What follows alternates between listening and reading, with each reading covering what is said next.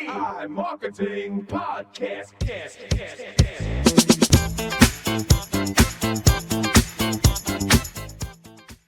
Awesome. Well, today we got my Aussie friend, Brie Moreau. How you doing, brother? Yeah, good, man. How are you? Doing awesome. Great to have you here. Yeah. Awesome speech, awesome talk. Thank you.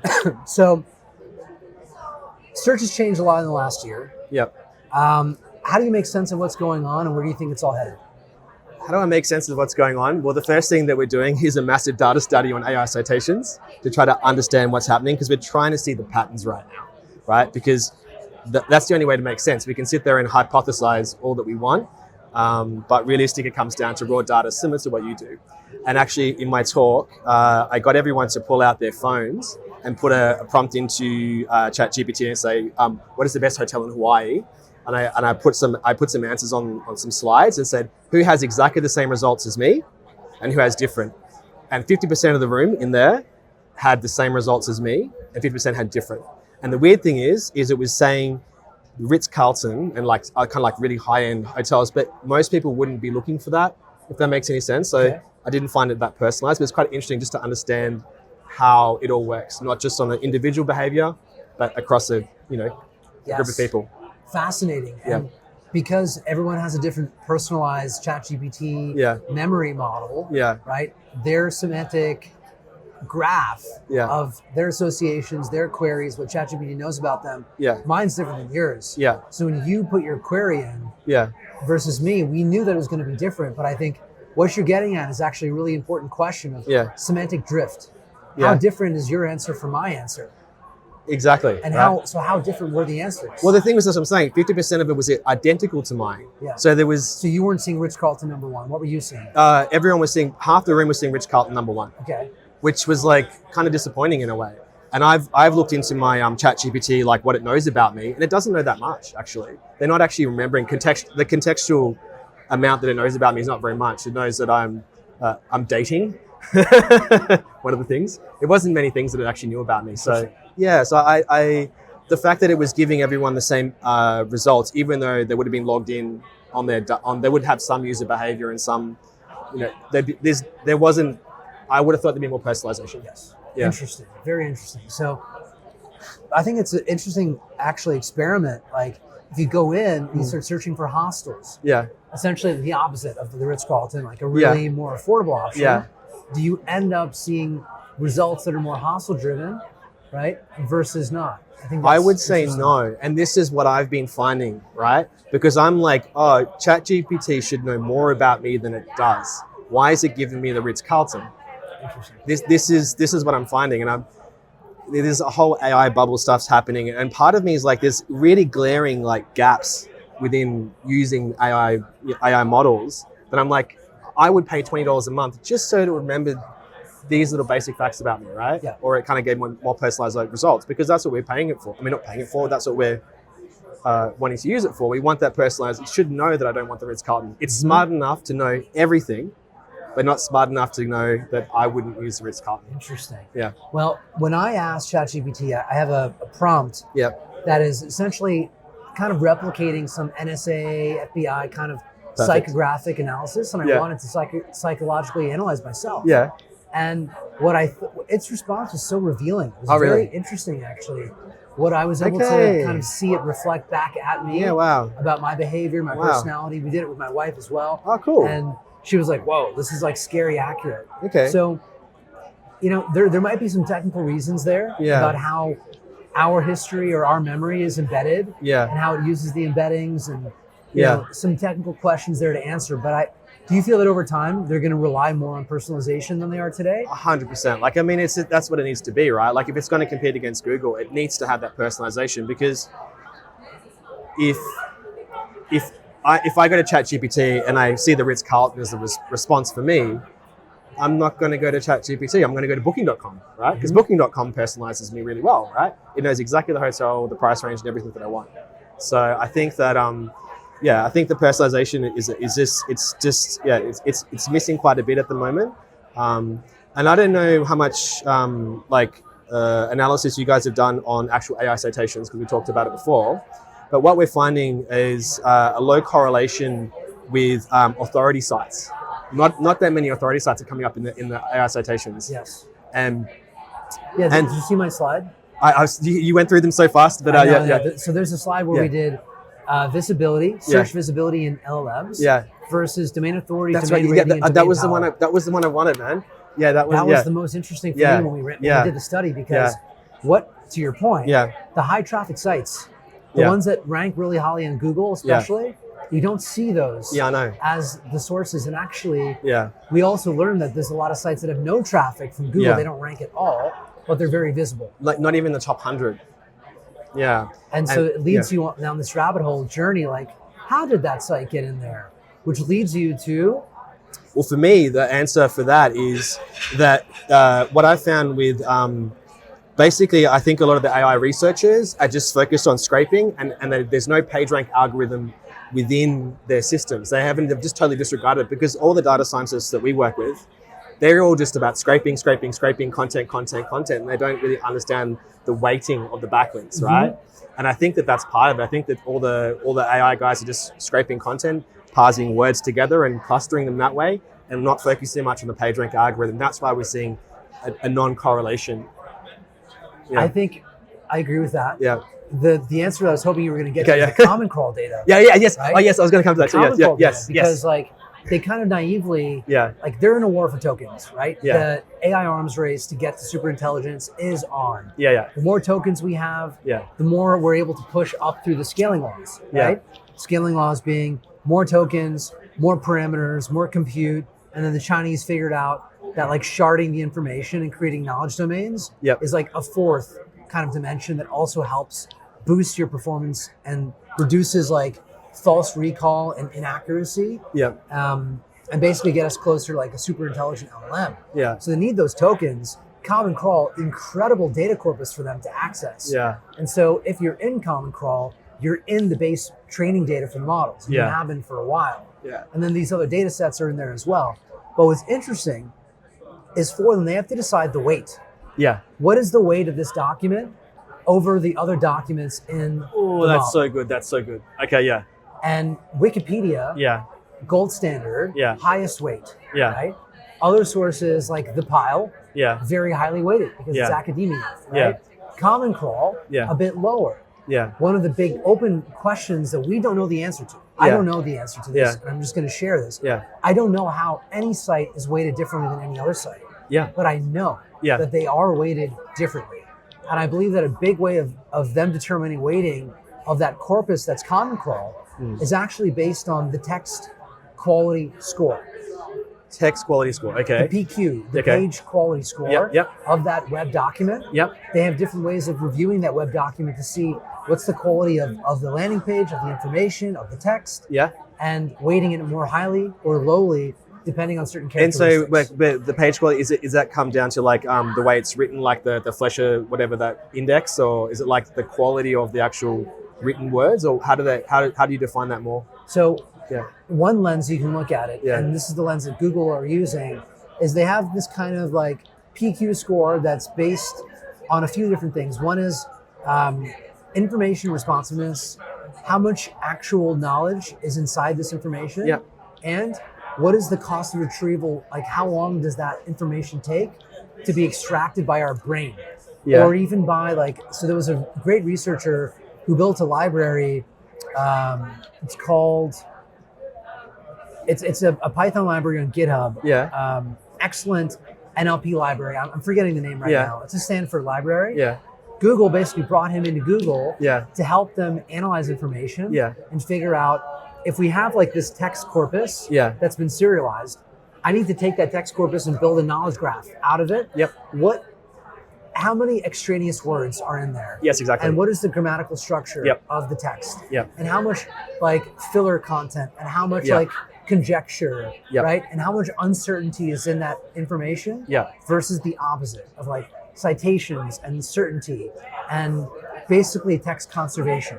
So the more tokens that you have, the worse. The fewer tokens and the more information, the better. Okay, that's a really good way to look at it. Coming back to the Common Crawl thing that we're talking about. So I think for our data study, we've processed around 300,000 citations now that are all live. that are being extracted live, and we saw probably like 40 to 60% of those citations were indexed in Common Core. Just something that I kind of want to bring up. And this is the Google corpus. This is OpenAI. OpenAI. We're just basically focusing on ChatGPT for now because we want to understand that, and that's 50% more or less. Web search enabled or disabled? It's web search. I know it's basically it's live extracted from Venice Beach, California. From Venice Beach, California. Arnie. And are you guys hitting the API or are you getting it from the web UI? I think we're hitting the API. Okay. I think we are, yeah. So that's my understanding. Okay. We're going to work on changing that as well. So, Makes a big difference. Okay, yeah. The RAG, you do real-time web queries. Yeah.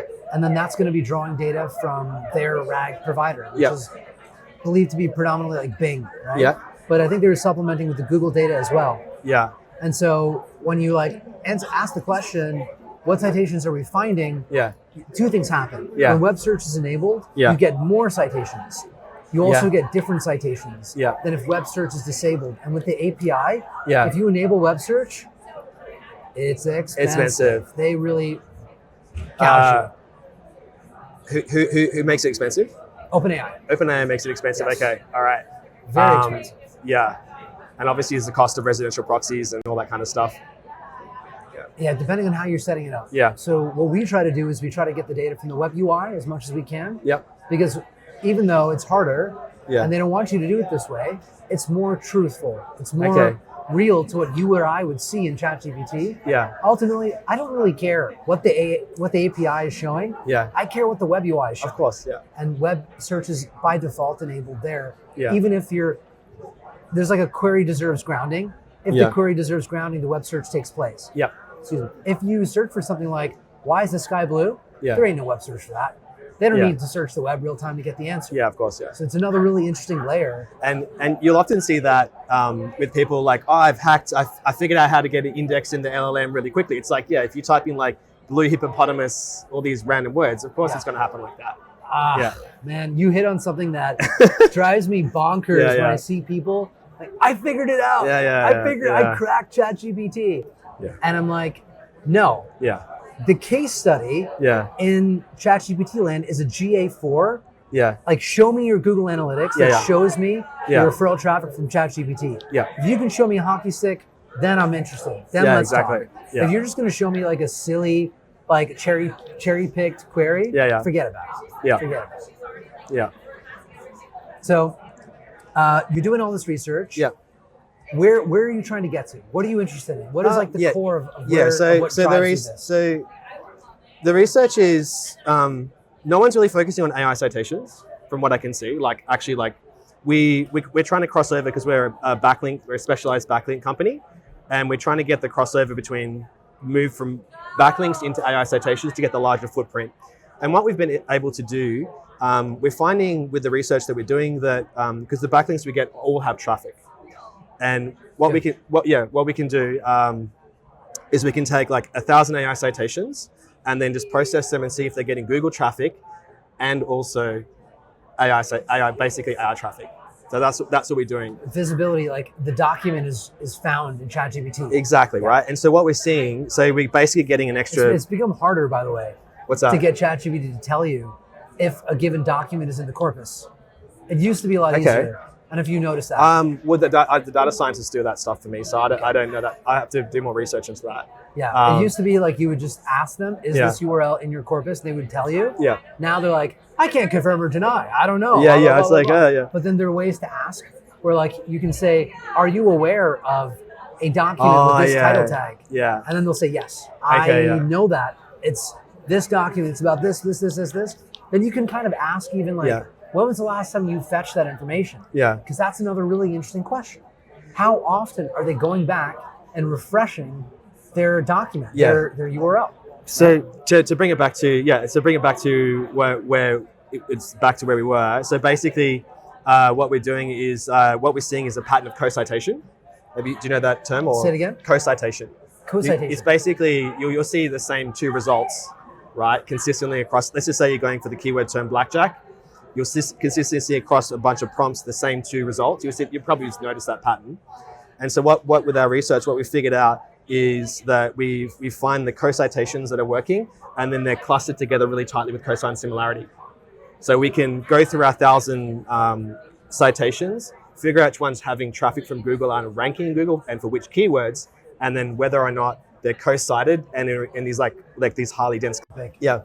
No pun intended. It's an interesting one, but it's more like relevant to the Gemini space. Okay. Right? Like for Google. Yeah. For chat, it's not as dominant. It's not as important, right? Yeah. But identifying those clusters of, let's say, root documents where they're getting the data. Yeah. That's what you're after there. Yeah. Right? Yeah. And have you found ways of like automating the process of reaching out to those documents to get included? No. So we do a bunch of manual stuff there. I know your tool. I'm aware that your tool has some kind of like process with those kind of automations, but everything we do is manual at this point in time. But yeah, I'm happy to hear more about it.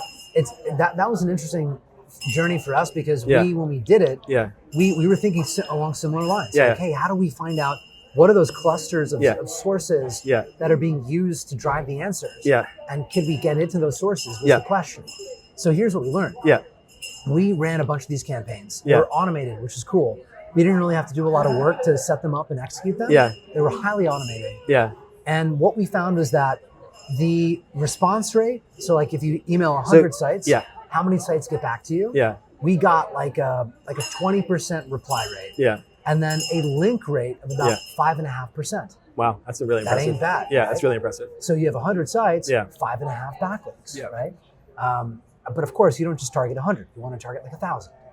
And in saying that, you're obviously paying a publication fee, and you're doing outreach and paying. You're basically getting a link insertion. Yes. Yes, exactly. Yep. Exactly. That's exactly what we're doing. Yeah. So then when you do that, the next problem is like, okay, great, I'm in the article. Yeah. But how does chat know that the article is updated? So then we get this other question of how do we encourage the bot to go and refresh its knowledge? Yeah. And this is essentially indexation. Yeah. But inside ChatGPT. Yeah. Right? Yeah. Another interesting problem. So have you figured that out? I can't say that I've mastered all dimensions of it. Yeah. But we are able to do it. Okay. Can you share that, or is that proprietary now? I mean, okay, what I'd share about it is that if you just encourage the LLM to go seek information, it will then go find the information. Yeah, you basically, So you just have to encourage it to go and find that. Of course, yeah. Makes sense. So like, let's just say you want to get in this article here, or you're now in this article here. If you know that the prompt that brings up that article, then basically you're just going to keep querying that. And then it wouldn't happen every like 6 months when they update the foundational index, or? So that's another important topic is like how often are they going to rebuild that base model? Exactly, yeah. And how do they rebuild the base model? Yeah, exactly. Where do they bring the data in? And what is the role of the RAG versus the base model? Exactly. Right. These are important questions. And obviously every large language model, they want to keep moving that high quality data into the base model. Yeah. Gemini exactly. is real time, right? Gemini is like totally real time. Yeah. But chat is not in that way. They rely on the RAG. So that's another really interesting area of research to figure out how do you get into the base model through the RAG? Is that even possible? I don't know the answer to that one.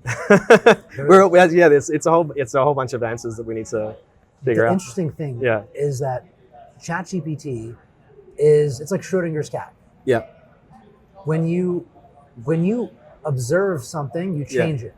Yeah, exactly. Right? It's a two-way street. Yeah. Most people think about ChatGPT and even Google as a one-way street. Yeah. I have my question, my query, I get an answer. Yeah. But the truth is that even the act of asking the question changes the answer. Exactly. It's like a superposition.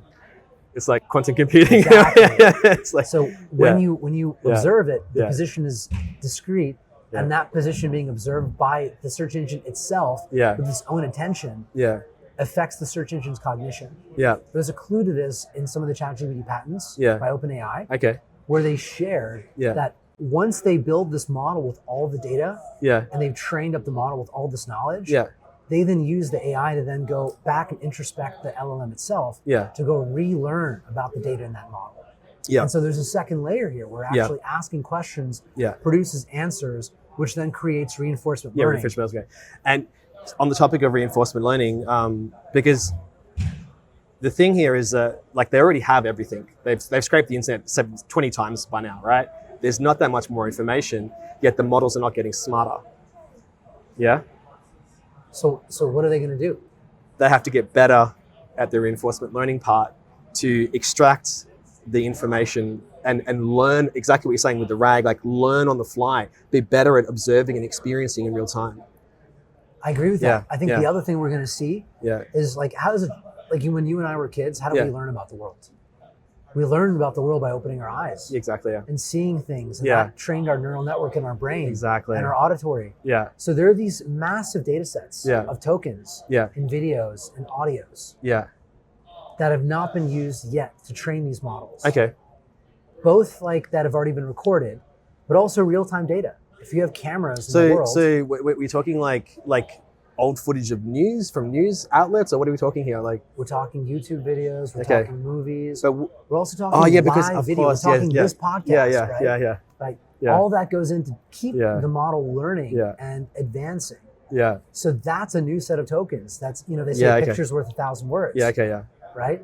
Yeah, I didn't even think about the fact that it's not using Google video at all. Like that's, obviously they're using the transcripts. But that's. So you remember I asked you, Brie, I said, like, are you a Google Maxi? Do you think Google's going to win the game? And you said, yeah. Right? Why? Why did you think that? Because of infrastructure. Because they have, 30 years ahead of everyone else on actually, they built the first LLM, word to vec, 2012. Like it's it's just they know how to process things really like it's just they've got so much more infrastructure there and understand how it all works. Like OpenAI is like an LLM company that's it's like a software company in a way, right? It's an AI research lab. It's not an infrastructure company. Google's an infrastructure company. Mm-hmm. Yeah, and just because they have such the network effect, the market dominance is already there. Yeah, I tend to agree with you. Yeah, I would say the other reason is that the data moat that they have. Yeah, exactly. Like that's what I mean. They own all the YouTube videos. They already have all the tokens that are transcribed. Yeah. That goes straight into Gemini. Yeah. The thing that I think could break Google. Yeah. Right, this is my opinion. Yeah. Is that Google is so sensitive to whether the content is synthetic or human. Okay. That they watermark absolutely everything. Okay. Right? And people like me and you, we don't want our stuff watermarked. Yeah. Right? I don't want you to put a watermark in my text. Don't put a watermark in my images or my video. Yeah. I don't want any watermarks. Yeah. I want you to evaluate the quality of my content based on the user signals. Yeah. If my content sucks and the users don't want to watch it, fine, demote me. Yeah. But don't demote me just because my content has been generated by AI, right? Yeah. That's how I feel about it. And so the synth ID stuff, that is a huge problem for using their products. Yeah. And so I think that there is a real reason for us to go to more frontier models that do not do any watermarking. Yeah. And that is going to drive a lot of people, creators, who understand this narrative and understand this side of Google's generative AI to not use their products. Yeah. I can see, there'd be a divergence there in two different kind of like schools of how this works. Definitely. Yeah. Yeah. It's all changing so fast. Yes, it is. Yeah. Yeah. And that's the thing is that I remember like a year ago. Yeah. Like just 1 year ago, looking at the market, SGE was just like one of those things that came up occasionally. It was just an experiment, right? It wasn't the default. Yeah. And now we're living in a very different search landscape than we did before. Yep. We're starting to see protocols like ACP, Shopify's Agentic Commerce Protocol, right, for transactions. Yeah. We're looking at the beginning of the next chapter in the story. Yeah. And I think that you and I would do a podcast again 1 year from now. Yeah, totally. You and I, like your hat's going to be backwards. Yeah. My head, I'm going to have a mohawk and be like, oh my God. I'm going to have more gray hairs. Yeah, man. I got a hair transplant like a year and a half ago. Yeah. Just because of how much hair I lost in this process. Yeah. It is changing so fast. And I think that's where understanding the trajectory of search, like understanding zero-click searches are going to keep going up, not down. More traffic's going to go to ads. Yep. And more traffic's going to go to Google's own platforms. Yeah. And if you believe Google's still going to be king, what matters the most is what happens on Google. So if you know those laws, you kind of think forward ahead and think about how you should position today so that we can maintain our visibility in the future and not have like, our traffic fall off from under us. Yeah, so there's a few things in that. Basically, we did a bunch of research in AI mode as well. We extracted a whole bunch of prompts from there. and there's no agentic capabilities. It's not even like a half or quarter baked product, that AI mode product. It's just not even that good at all. So I think that they kind of rolled that out really quickly just to make sure that they're agentic, right? And I think that we've still got a long way to go. There's just a lot of things that have clearly, like, people just want to believe too much. And I think that we've still got a long way to go before everything really dramatically changes, before what we predict will happen and the actual time it actually fully gets implemented. Like, we were like, what's your timeline though? Are you like a 1 year guy, 2 year guy? No, 5 year guy? So I actually, it's funny because I did a walk. I did like a 230 kilometer walk in the desert in Australia over 19 days. Is that called a walkabout? Pretty much, yeah. So I did like, but it's like a hike, right? It was a through hike. And I did 19 days straight, 230 Ks.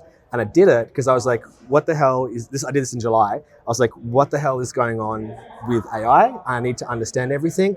I'm just going to go where there's no signal and just spend my time understanding everything. And I went there and I downloaded like a whole bunch of like AI podcasts from all the, the CEOs, from all the models and everything. And just spent a lot of time just only absorbing that information for 19 days. Right. And my conclusion after 19 days of just having no other noise was we're at least 18 months, 2 years away from it actually really happening. Because a lot of the hype train stuff that we're hearing, when you actually look further into the hype stuff, you're like, actually, it doesn't really work as good as they say. Yeah, we've reached a new benchmark. It's now doing PhD level kind of thing, but it still doesn't. There's I don't know. I'm probably more on the pessimistic side at this point in time. Mm-hmm. The more I look into it. Interesting. Yeah. I'm a 2 year guy. Yeah. I'm a 2 year guy. Yeah. I do think that though this time next year, we're going to be thinking way more about how much agentic traffic we're getting. Yeah. Agentic consumption of our content and visibility through the agents. It's going to become the new KPI that we're all going to be trying to measure and crack. And then in 2 years from now, if you look at that projection, I have this projection of agentic commerce into the future slide. And by like 2035, agentic GDP in commerce is like 75% of all commerce GDP. Wow. Yeah. Right? Yeah. So that's obviously a lot from now. Yeah. But the chart, like it starts to uptake pretty quick. Yeah. Right? Yeah. And the question marks there are how many agentic browsers are going to come out? How effective are they going to be? Yeah. How widespread is going to be their adoption? Yeah. And then the big question is Google. Yeah. So when I look at AI mode, and I'm glad you said it, AI mode is not the best product. Yeah. This journey for Google through this kind of uncertain territory of AI is really going to be defined by CRO. Yep. It's going to be defined by what type of experience are users looking for and ready for. Yeah. Google, they could have, if they wanted to, created a replica experience as ChatGPT. Yeah. But they, in their experiments and testing, realized that that's really not what their audience is ready for. Yeah, exactly. The CRO bombed and failed. Yeah. The big question that I have is going to be, when do we see conversational style, interactive search experiences taking place in Google? Because Google is not a conversational search engine. Yeah, I know. Question answer. Exactly. Right? I think another topic just around all this stuff is like the liability of agentic. Like, what happens if you go into AI mode and it buys you like 19,000 red shirts? Who's liable? I think they're kind of like not releasing some of the agentic capabilities because there's probably some liabilities in there that's just not.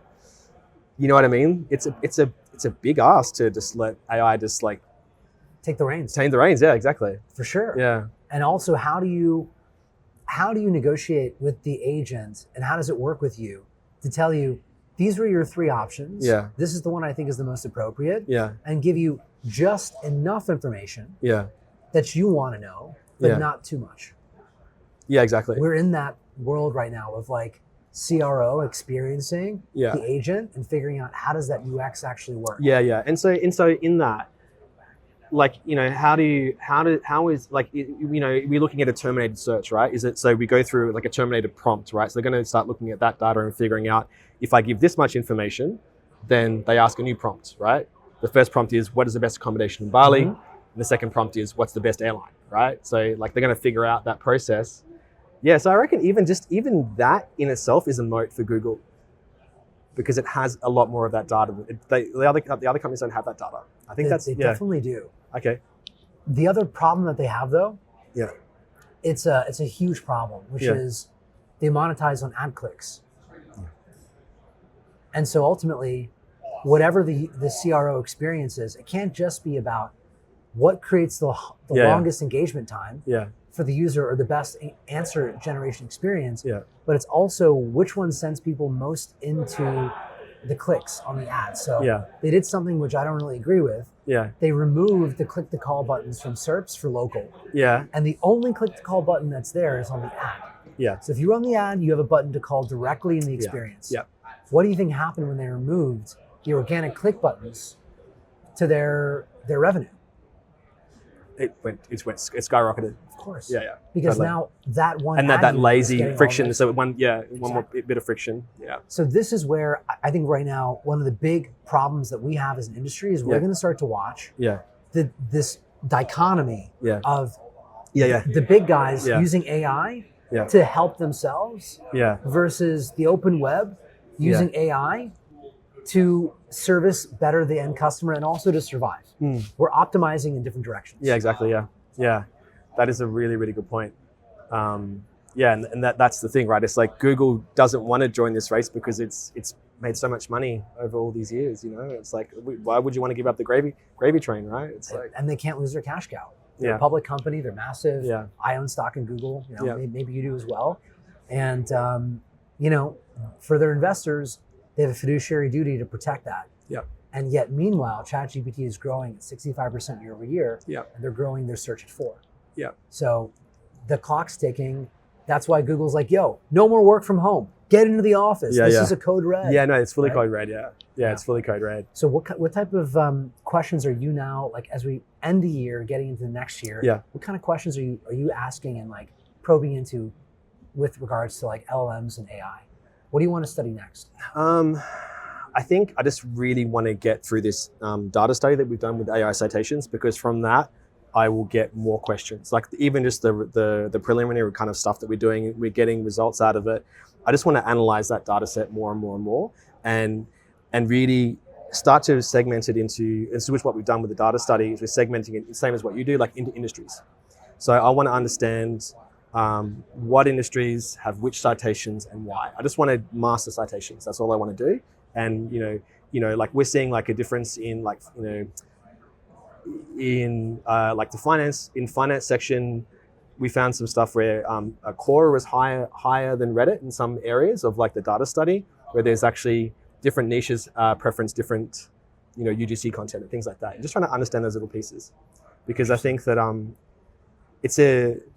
in my talk yesterday I said like every keyword is an algorithm, because it is, right? So it's hyper personalized, and I think that